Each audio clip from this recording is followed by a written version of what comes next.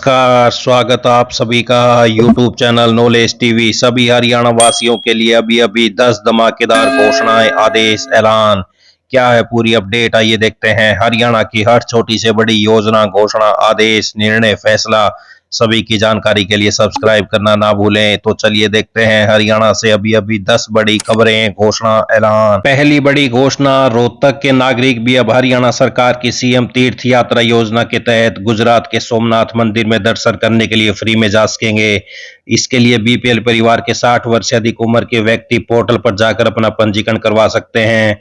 गुजरात में स्थित सोमनाथ ज्योतिर्लिंग के दर्शन करने के लिए 8 जून को कुरुक्षेत्र से विशेष ट्रेन रवाना की जाएगी, जिसे सीएम नायब सैनी हरी झंडी दिखाकर रवाना करेंगे।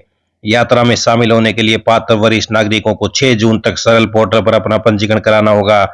ट्रेन में श्रद्धालुओं को निःशुल्क यात्रा कराई जाएगी, खाने का खर्च भी सरकार उठाएगी। सोमनाथ मंदिर यात्रा के लिए जिला सूचना एवं जनसंपर्क अधिकारी ने बताया कि यात्रा के लिए वही पात्र होंगे जो हरियाणा के मूल निवासी हों, जिनकी आयु 60 वर्ष या उससे अधिक हो और जिनकी वार्षिक आय 1,80,000 से कम हो। आवेदन करने वाले पात्र वरिष्ठ नागरिक मेडिकल सर्टिफिकेट भी बनवाएं, जो यात्रा पर जाने के लिए जरूरी होगा। यात्रा की पूरी जानकारी सरल हरियाणा.gov.in पोर्टल पर दी गई है। आइए अगली बड़ी घोषणा देखते हैं। मुख्यमंत्री नायब सैनी ने इलेक्ट्रिक बसों में स्कूल कॉलेज के विद्यार्थियों के बस पास मान्य कर बड़ी सौगात दी है। अब हरियाणा रोडवेज का बस पास इलेक्ट्रिक बसों में भी मान्य होगा। पहले विद्यार्थियों को इन बसों में किराया देना पड़ता था। इस घोषणा से हजारों विद्यार्थियों को राहत मिलेगी।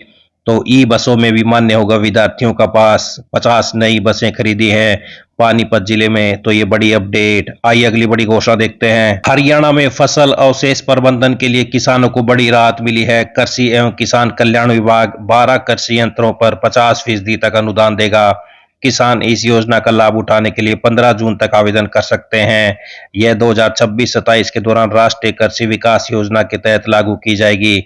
आवेदन विभाग की आधिकारिक वेबसाइट agriharyana.gov.in पर ऑनलाइन किए जा सकते हैं। व्यक्तिगत श्रेणी में एक परिवार पहचान पत्र से केवल एक किसान का चयन होगा। Happy seeder, smart seeder, super seeder, paddy straw chopper, mulcher और स्ट्रो बेलर मशीन जैसे कई यंत्र शामिल हैं। Hydraulic, reversible MB plough, crop reaper, zero till, seed fertiliser drill और ट्रैक्टर ड्रावन टेडर पर भी अनुदान मिलेगा।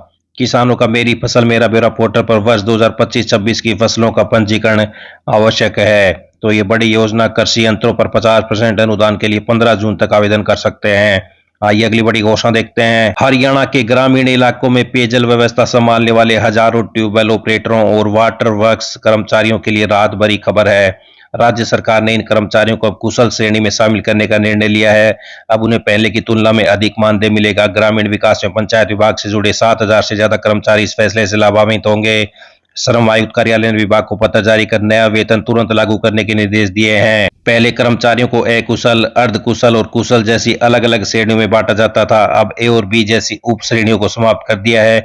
इससे पहले कम श्रेणी में आने वाले कर्मचारियों को कम भुगतान मिलता था, लेकिन अब उन्हें मुख्य श्रेणी के अनुसार पूरा मानदेय मिलेगा। नए आदेशों के मुताबिक कुशल श्रेणी में कर्मचारियों को अब 18,500 रुपए प्रति महीने या 711.57 रुपए प्रतिदिन का भुगतान होगा। इससे पहले अकुशल कर्मचारियों को 15,220 रुपए, अर्धकुशल श्रेणियों को 16,780 रुपए प्रति महीने मिलता था। तो ग्रामीण जल कर्मियों का मानदेय बढ़ाया गया। आइए अगली बड़ी घोषणा देखते हैं। सरकारी स्कूलों में अब एलपीजी सिलेंडर से नहीं पकेगा मिड डे मील का भोजन। तो ये बड़ी घोषणा। हिसार जिले में आरोही कस्तूरबा गांधी बालिका विद्यालय में 1ली से 8वीं कक्षा तक के सरकारी स्कूलों में एलपीजी सिलेंडर पर खाना पकता नहीं दिखाई देगा। उपरोक्त स्कूलों को अब सरकार पीएनजी से जोड़ने की तैयारी कर रही है।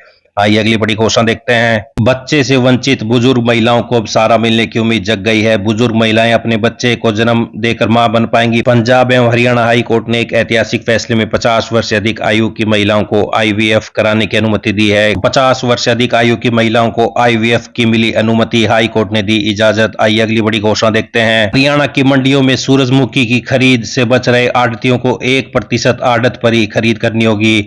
आढ़ती 1% के बजाय 2.5% कमीशन की मांग कर रहे हैं, लेकिन खाद्य आपूर्ति उपभोक्ता मामलों के मंत्री ने साफ कर दिया है कि आढ़त नहीं बढ़ेगी। तो 1% आढ़त पर ही करनी होगी सूरजमुखी फसल की खरीद। 7,721 रुपए प्रति क्विंटल एमएसपी भावांतर पर भी विचार किया जा रहा है। सुप्रीम कोर्ट ने ओलंपियन रेसलर विनेश फोगाट को एशियन गेम्स के ट्रायल की अनुमति दे दी है। ये ट्रायल 30 और 31 मई को दिल्ली में होने हैं। इन ट्रायल में प्रदर्शन के आधार पर सितंबर में जापान में होने वाले एशियन गेम्स में खिलाड़ियों का चयन होगा।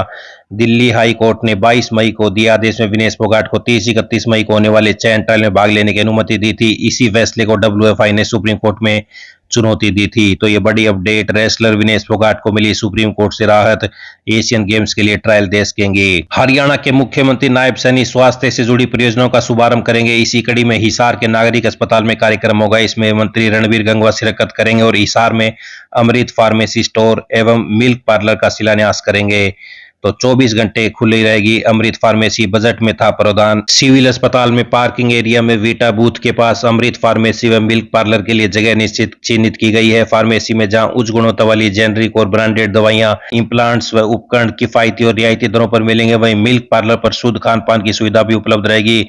दोनों ही प्रतिष्ठान 24 घंटे 7 दिन ओपन रहेंगे, जिससे आपातकालीन मरीजों को काफी लाभ होगा। इस स्टोर को खोलने के लिए मुख्यमंत्री नायब सैनी ने घोषणा करते हुए 2026-27 के बजट में विशेष प्रावधान किया था, जो अब धरातल पर उतर रहा है।